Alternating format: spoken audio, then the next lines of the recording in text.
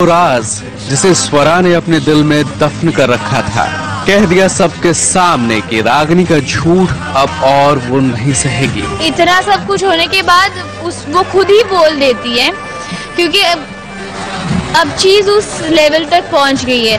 तो अब मुझे ऐसा डर है कि ओ बाप रे, इसने सब कुछ बता दिया, अब लोग उसकी स्टोरी पे बिलीव करेंगे या मेरी स्टोरी पे बिलीव करेंगे। रागिनी ने लक्ष्य से शादी करने के लिए उसे जान से मारने की कोशिश की थी, फिर भी घर वालों को स्वरा की बातों पर यकीन नहीं हो रहा, क्योंकि दादी और रागिनी दोनों मिले हुए हैं और बार बार झूठ बोलने वाली रागिनी पर सब यकीन करते हैं, पर स्वरा का सच सुनने वाला कोई नहीं, यहाँ तक कि उसके माता पिता भी नहीं।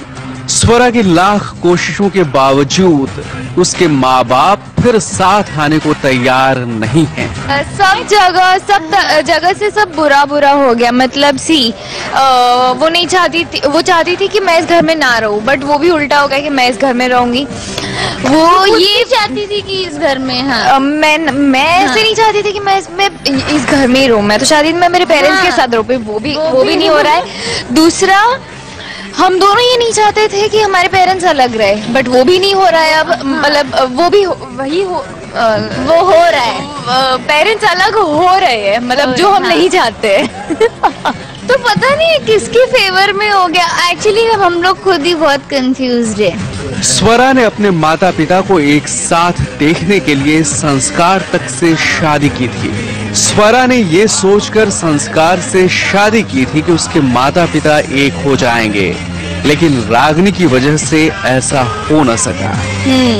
मतलब ऐसा हो गया कि उन दोनों के झगड़ों की वजह से हमारा रिश्ता कभी जुड़ता है, कभी टूटता है। तो इससे क्या पता चलता है? हमारा रिश्ता फेविकॉल का मजबूत जोड़ नहीं है। नहीं है, कभी भी टूट सकता है, कभी भी जुड़ सकता है। इनको सॉरी क्यों कहें? दिल में तो मर्द की औरतें होते हैं। दोनों बहनों की लड़ाई से पूरे परिवार में बस कंफ्यूजन ही कंफ्यूजन है, लेकिन स्वरा ने अब कमर कस ली है आगे रागिनी की अच्छी खबर लेने के लिए। स्वरा के साथ सच में सब कुछ उल्टा ही हो रहा है। अब तो लक्ष्य और भी ज्यादा उससे नाराज हो गया है।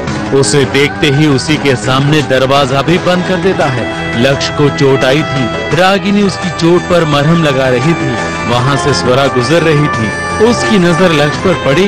लक्ष्य ने पहले तो उसे जलाने के लिए रागिनी को मरहम और ठीक से लगाने के लिए कहा, फिर उसी के सामने जोर से दरवाजा बंद कर दिया और स्वरा बेचारी देखती रह गई। वो तो संस्कार था जिसने उसे संभाल लिया।